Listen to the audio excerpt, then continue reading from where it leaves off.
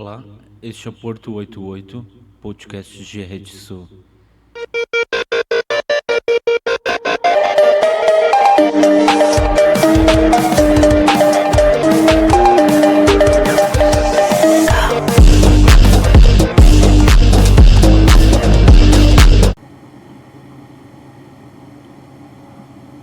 Quando Buda era ainda o príncipe Siddhartha, encerrado por seu pai no magnífico palácio, dele escapuliu várias vezes para passear de carruagem nas redondezas. Na primeira saída encontrou um homem enfermo, desdentado, todo enrugado, encanecido, curvado, apoiado numa bengala, titubeante e trêmulo. Espantou-se e o cocheiro lhe explicou o que era um velho. Que tristeza! Exclamou o príncipe. Que os seres fracos e ignorantes, embriagados pelo orgulho próprio da juventude, não vejam a velhice. Voltemos rápido para casa. De que servem os jogos e as alegrias, se eu sou a morada da futura velhice? Buda reconheceu no velho seu próprio destino, porque, nascido para salvar os homens, quis assumir a totalidade de sua condição. Nisso diferia deles. Os homens eludem os aspectos de sua natureza que lhes desagradam. E estranhamente a velhice. América riscou de seu vocabulário a palavra morto. Fala-se caro ausente. Do mesmo modo, ela evita qualquer referência à idade avançada. Na França de hoje, este é também um assunto proibido. Quando, no fim de Sob o signo da história, La Force des Choses, enfrentei este tabu, quanta celeuma provoquei. Admitir que eu estava no limiar da velhice era dizer que esta espreitava todas as mulheres e que já se apoderara de muitas delas. Com gentileza, com raiva, um grande número de pessoas, sobretudo pessoas idosas, repetiram-me insistentemente que velhice, isso não existe. Há apenas pessoas menos jovens do que outras e nada mais. Para a sociedade, a velhice aparece como uma espécie de segredo vergonhoso, do qual é indecente falar. Sobre a mulher, a criança, o adolescente, existe em todas as áreas uma abundante literatura. Fora das obras especializadas, as alusões à velhice são muito raras. Um autor de histórias em quadrinhos teve que refazer uma série inteira porque havia incluído entre seus personagens um casal de avós. Risque os velhos, ordenaram-lhe. Quando eu digo que trabalho num ensaio sobre a velhice, quase sempre as pessoas exclamam: que ideia, mas você não é velha. Que tema triste. Aí está justamente porque escrevo este livro. Para quebrar a conspiração do silêncio. A sociedade de consumo, observa Marcuse, substituiu a consciência infeliz por uma consciência feliz e reprova qualquer sentimento de culpa. É preciso perturbar sua tranquilidade.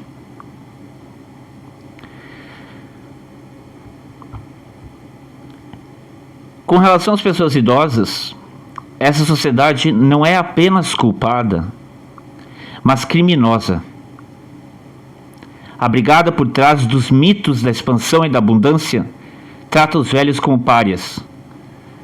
Na França, onde a proporção de velhos é a mais elevada do mundo, 12% da população tem mais de 65 anos, eles são condenados à miséria, à solidão, às deficiências, ao desespero. Nos Estados Unidos, seu destino não é mais feliz. Para conciliar esta barbárie com a moral humanista que professa, a classe dominante adota a posição cômoda de não considerar os velhos como homens. Se lhes ouvíssemos a voz, seríamos obrigados a reconhecer que é uma voz humana. Eu forçarei meus leitores a ouvir essa voz. Descreverei a situação que se reservou aos velhos e a maneira como eles a vivem. Direi tudo aquilo que, desvirtuado pelas mentiras, pelos mitos, pelos clichês da cultura burguesa, se passa realmente em suas cabeças e em seus corações. A atitude da sociedade para com os velhos é, por outro lado, profundamente ambígua. Em geral, ela não encara a velhice como uma fase da idade nitidamente marcada.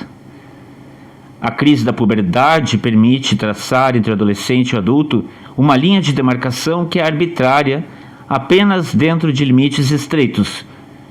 Com 18 anos, com 21 anos, os jovens são admitidos na sociedade dos homens. Quase sempre os ritos de passagem envolvem esta promoção. O momento em que começa a velhice é mal definido. Varia de acordo com as épocas e os lugares. Não se encontram, em parte alguma, ritos de passagem que estabeleçam um novo estatuto. Em política, o indivíduo conserva durante toda a sua vida os mesmos direitos e os mesmos deveres. O Código Civil não faz qualquer distinção entre um centenário e um quadragenário. Os juristas consideram que, fora dos casos patológicos, a responsabilidade penal dos idosos é tão integral quanto a dos jovens. Os velhos não são considerados uma categoria à parte, por outro lado, isso não lhes agradaria.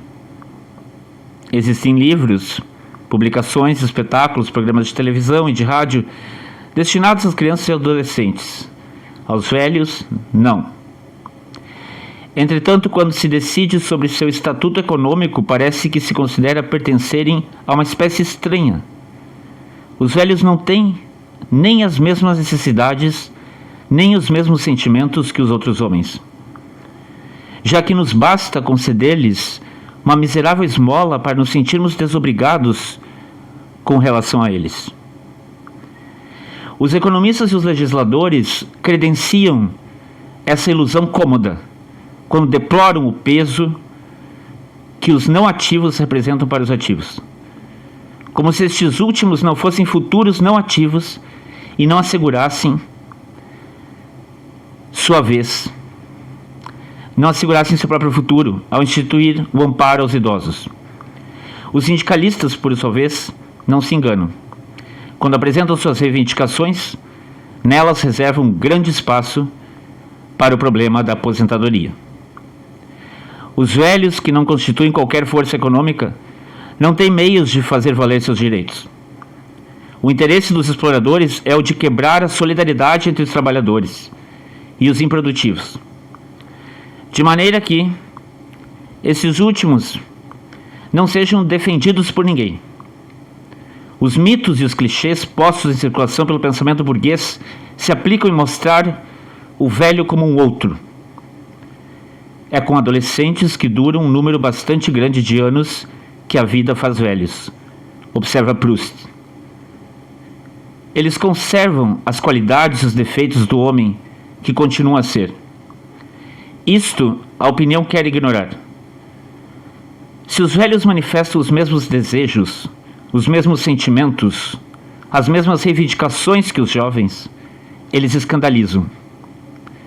Neles o amor, o ciúme parecem odiosos ou ridículos, a sexualidade repugnante, a violência irrisória. Devem dar o exemplo de todas as virtudes. Antes de tudo, exige-se deles a serenidade.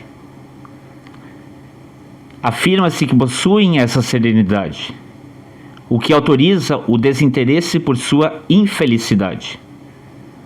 A imagem sublimada deles mesmos que lhes é proposta é a do sábio aureolado de cabelos brancos, rico de experiência e venerável, que domina de muito alto a condição humana. Se dela se afastam, caem no outro extremo, A imagem que se opõe à primeira é a do velho louco, que caduca e delira e de quem as crianças zombam. De qualquer maneira, por sua virtude ou por sua abjeção, os velhos situam-se fora da humanidade. Pode-se, portanto, sem escrúpulo, recusar-lhes o mínimo julgado necessário para levar uma vida de homem. Levamos tão longe este ostracismo que chegamos a voltá-lo contra nós mesmos.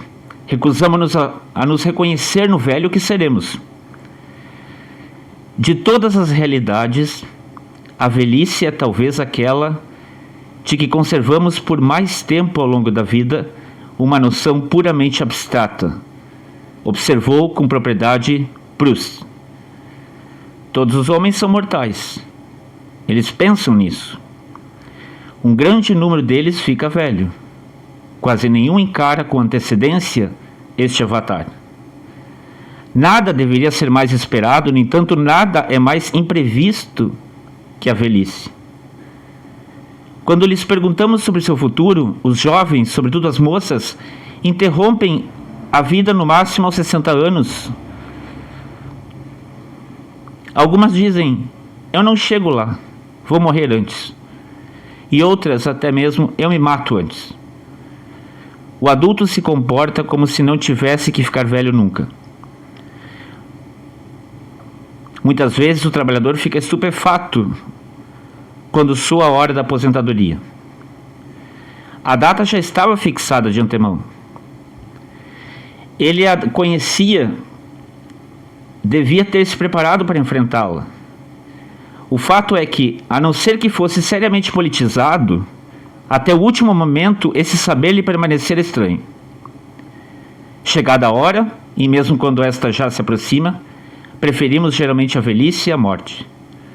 Entretanto, a distância é esta última que consideramos com mais lucidez. Ela faz parte de nossas possibilidades imediatas. Ameaça-nos em qualquer idade.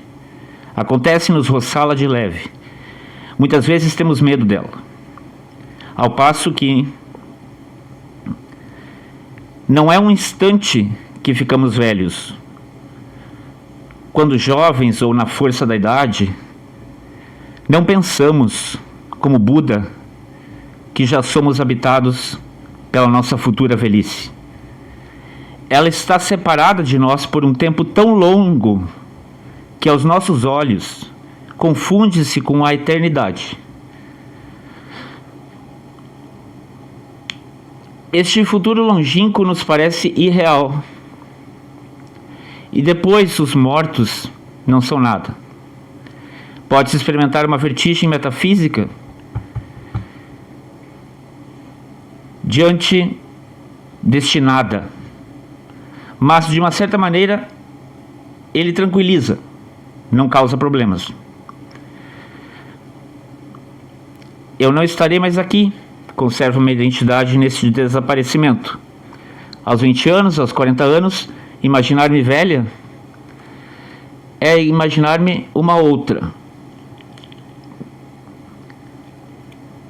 Algo de amedrontador em toda a metamorfose.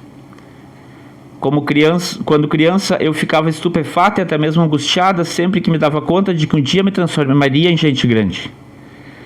Mas o desejo de preservar a própria identidade é geralmente compensado na juventude pelas consideráveis vantagens do estatuto de adulto, ao passo que a velhice aparece como uma desgraça. Mesmo nas pessoas que consideramos conservadas, a decadência física que ela traz salta aos olhos. Pois a espécie humana é aquela em que as mudanças causadas pelos anos são as mais espetaculares. Os animais descamam, enfraquecem-se, não se metamorfoseiam. Nós sim. Nosso coração se aperta quando, ao lado de uma bela jovem, percebemos seu reflexo no espelho dos anos futuros, sua mãe. Os índios nambiquaras, relata Lévi-Strauss, usam uma única palavra para dizer jovem e bonito e uma para velho e feio. diante da imagem que os velhos nos propõem de nosso futuro, permanecemos incrédulos. Uma voz dentro de nós murmura absurdamente que aquilo não vai acontecer conosco. Não será mais a nossa pessoa quando aquilo acontecer. Antes que se abata sobre nós, a nossa pessoa, a velhice é uma coisa que só concerne aos outros. Assim pode-se compreender que a sociedade consiga impedir-nos de ver nos velhos nossos semelhantes. Paremos de trapacear. O sentido de nossa vida está em questão no futuro que nos espera. Não sabemos quem somos, se ignorarmos quem seremos. Aquele velho, aquela velha, reconheçamos-nos neles. Isso é necessário se quisermos assumir em sua totalidade nossa condição humana. Para começar, não aceitaremos mais com indiferença a infelicidade da idade avançada, mas sentiremos que é algo que nos diz respeito.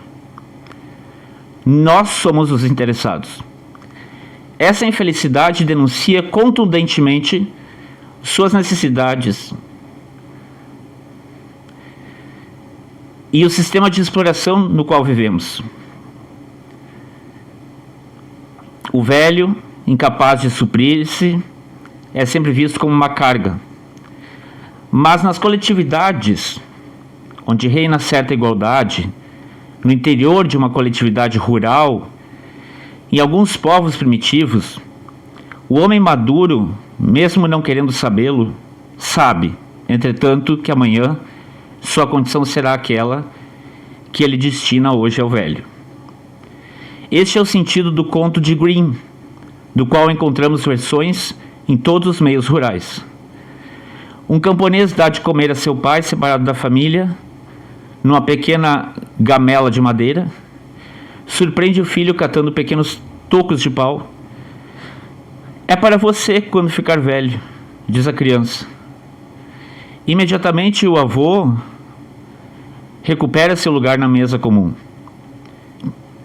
Entre seu interesse a longo prazo e seu interesse imediato, os membros ativos da coletividade inventam soluções conciliatórias. A urgência das necessidades obriga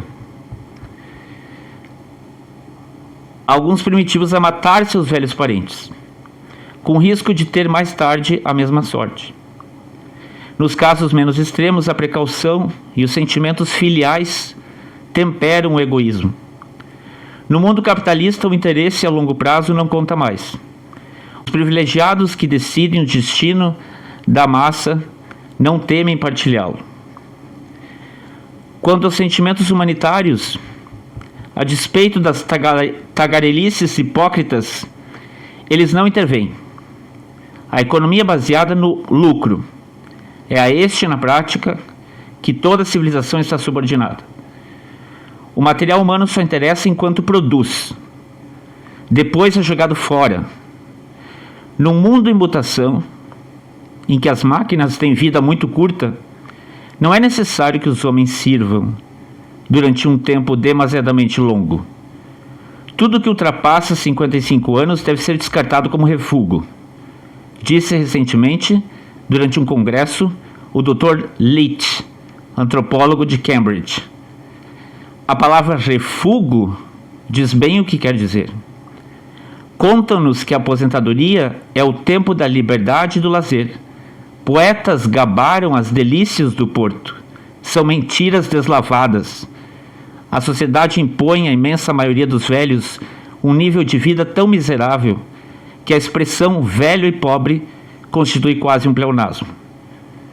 Inversamente, a maior parte dos indigentes é de velhos. O lazer não abre ao aposentado possibilidades novas.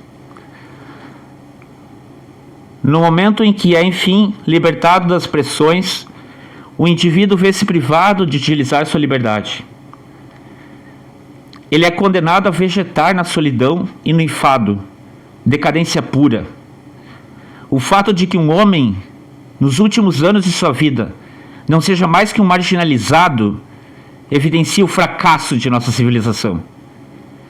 Essa evidência nos deixa engasgados se consideramos os velhos como homens, como uma vida atrás de si, e não como cadáveres ambulantes. Os que denunciam esse sistema mutilador que é o nosso deveriam trazer à luz este escândalo.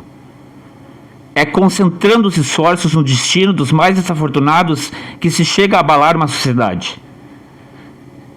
Para demolir o sistema das castas, Gandhi atacou o problema da condição dos párias.